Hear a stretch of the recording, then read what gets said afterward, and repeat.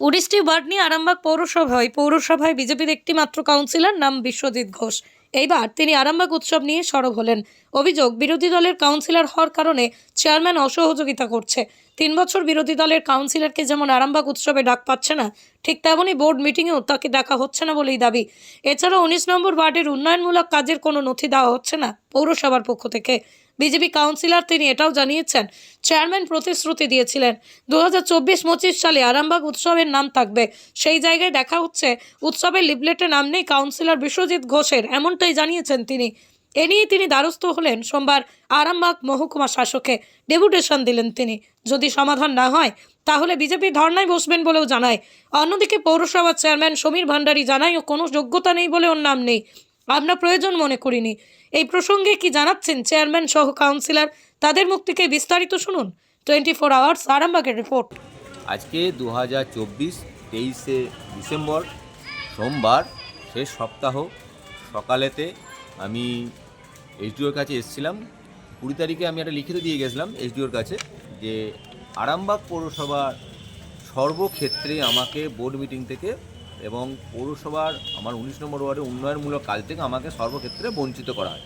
গতবারের আগের যে চেয়ারম্যান ছিলেন তিনি একটা অপদার্থ ছিলেন এবং গোটা আরামবাগ জুড়ে যেভাবে দুর্নীতি করে গেছে, গ্রিন সিটি থেকে শুরু করে মাটি কাটা থেকে শুরু করে সর্বোচ্চ জায়গায় টাকা লুট হইলুট করে গেছে। বর্তমান যিনি চেয়ারম্যান আছেন তিনি দুঃশাসন চেয়ারম্যান চালাচ্ছেন এবং অসাংবিধানিক চেয়ারম্যান পালন করছেন। কারণ তিনি গণতন্ত্র শব্দটা কি তিনি জানেন না। তারা গণতন্ত্রের বিশ্বাস করেন, তারা কেন্দ্রে লাফালাফি করেন, তারা গণতন্ত্র বলে মানুষকে বোঝায়। তারা দলের মধ্যে একজন পৌরসভার বোর্ডের মধ্যে একজন বিরোধী দল আছে, তো তাকে সম্মানটুকুও দেয় না। এইটুকুনি একটা সভ্যতা পরিচয়। কিন্তু আমার যেটা জ্ঞান আছে 2010-11 সালে যখন চেয়ারম্যান ছিলেন গোপাল কজ মহাশয়, তখন কিন্তু ওই সময় ওই বোর্ডেতে হাসান ইমাম বলে একজন কাউন্সিলর ছিলেন। তাকে যথেষ্ট সম্মান দিয়েছিলেন, তাকে পৌরসভার মেলাতে তাকে সম্মান দিয়ে তাকে সাংস্কৃতিক বিভাগের দায়িত্ব দিয়েছিলেন। কিন্তু তারপরের স্বপনবাবু ছিলেন, তাকেও দায়িত্ব দিয়েছিলেন।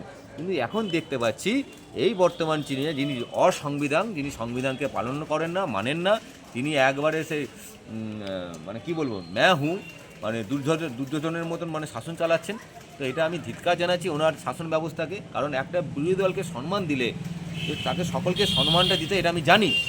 কিন্তু এটা আপনাদের সামনে সাক্ষী রাখলাম এবং সাক্ষী রাখছি 34 বছরের বামপন্থী সরকার যখন ছিলেন তখনও কিন্তু একইভাবে শাসন করেছিলেন, কিন্তু সেই শাসন ক্ষমতা ধরে রাখতে পারেনি, তাকে যেতে হয়েছে, পরাস্ত হয়েছিল।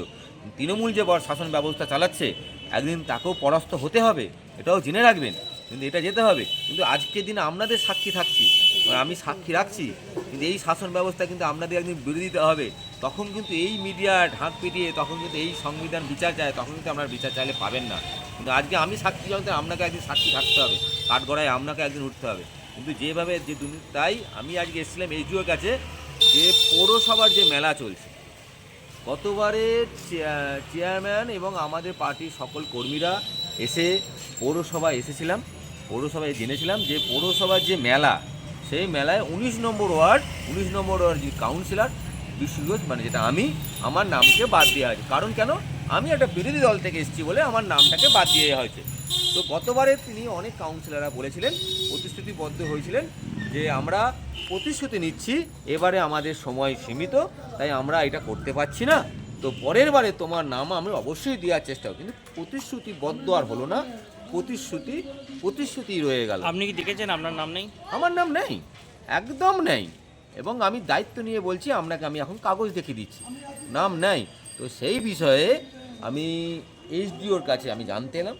যদি উনি বললেন, উনি আমাকে আশ্বাস দিলেন।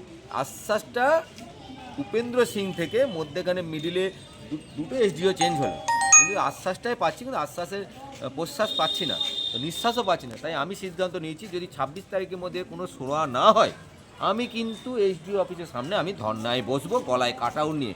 এবং এই ধর্নাটা যতদিন মেলা চলবে, সকাল থেকে সন্ধ্যে অবধি গোটা মানুষ মেলা দেখবে, আমি কিন্তু এসডিওর সামনে। সেটা কি ভালো হবে? উনি বললেন যে আমাকে 2 দিন সময় দিন। 2 দিন না, আমি কিন্তু 26 তারিখে আপনাকে সদুত্তর নেব, নিয়ে কিন্তু গলায় কাটাউট নিয়ে আমি কিন্তু ধর্নায় হবে। কিন্তু একটা মাইক যদি লাগে আমি দিয়ে দেবো। হ্যাঁ, ওকে ধর্নায় বসতে বলো। ওর কোনো যোগ্যতা নেই বলে ওর নাম নেই, আমরা প্রয়োজন মনে করি নেই। ও যে মাসে মাসে 10,000 টাকা নেয় কি করে? সেটা বলে যায় আপনাদেরকে? কোনো কর্মীরা 10 টাকা দিয়েছে? 10,000 টাকা প্রতি মাসে পায়। এলাকায় উন্নয়ন করা যাচ্ছে। হ্যাঁ? প্লাস পুজোর বোনাসটা পর্যন্ত পায়, মেলার সব কিছু পায় ও। যা আমাদের কাউন্সিলররা পায় ওকেও দেওয়া হয়। এলাকার উন্নয়নের এলাকার উন্নয়ন ও কি করবে? এলাকার উন্নয়ন সবচেয়ে বেশি হচ্ছে 19 নম্বরে, ওকে দেখে নয়, পাবলিকের ডিমান্ড অনুযায়ী। আর ও যে তেল পাঠায় তাতেও কিছু বলিনি। এইসব নোংরা করলে অন্যরকম ব্যবস্থা নেবো। সন্তানের পরে মন বসছে না, প্রচুর পরিশ্রম করেও আপনি আশানুরূপ পারিশ্রমিক পাচ্ছেন না, যার ফলে আর্থিক সংকট আপনার জীবনে দুঃখ এবং চাপের ছায়া ফেলেছে। দেনার ভারে জর্জরিত স্বামী স্ত্রীর মধ্যে প্রতিনিয়ত ভুল বোঝাবুঝি বেড়েই চলেছে। নতুন বাড়ি কিনেছেন, কিন্তু সেই স্বপ্নের বাড়িটা যেন আরও দুর্ভোগ নিয়ে এসছে আপনার জীবনে। আপনি ভাবছেন সস্তায় পাওয়া বাড়িটা নেওয়াটাই কি সঠিক সিদ্ধান্ত ছিল? এমনই সব দ্বিধাদ্বন্দ্ব এবং জীবনের কঠিন মুহূর্তে আপনাকে সঠিক পথে পরিচালিত করবেন আন্তর্জাতিক খ্যাতিসম্পন্ন স্বর্ণপদক ও স্বর্ণ মুকুটপ্রাপ্ত ডক্টর অজয় শাস্ত্রী। তিনি শুধু আপনাকে পথই দেখাবেন না, আপনার জীবনে সত্যিকারের সুখ, শান্তি, ঐশ্বর্য, অর্থ যেন সঠিক সময় আপনার কাছে পৌঁছে দেয় সেই দায়িত্বও নেবেন। তার অভিজ্ঞতা এবং জ্ঞানের আলোতে আপনার জীবন হয়ে উঠতে পারে নিরুদ্বেগ ও সমৃদ্ধির পথে ধাবমান। তাই আর দেরি নয়, স্ক্রিনে দেওয়া নাম্বারে এখনই ফোন করে ডক্টর অজয় শাস্ত্রীর সাথে যোগাযোগ করুন। কে জানেন, হয়তো একটি মাত্র ফোনই আপনার জীবনকে বদলে দিতে পারে।